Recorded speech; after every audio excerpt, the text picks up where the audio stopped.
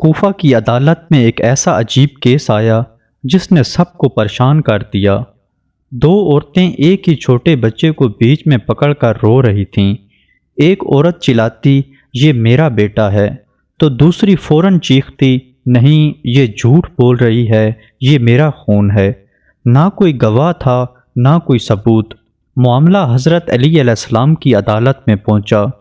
آپ علیہ السلام نے دونوں عورتوں کو غور سے دیکھا، ان کی نفسیات کو سمجھا اور پھر جلال میں آ کر جلاد کو آواز دی، جلاد اپنی تلوار نکالو۔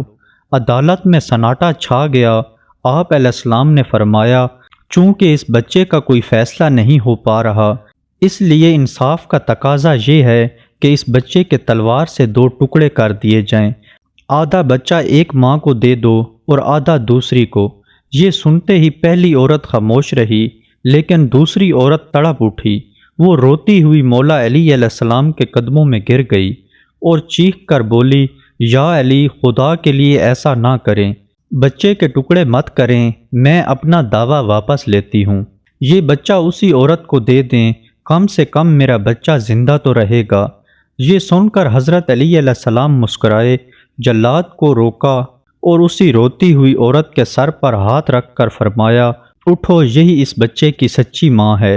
آپ علیہ السلام نے بچہ اس تڑپنے والی عورت کے حوالے کر دیا اور دوسری جھوٹی عورت کو سزا سنائی۔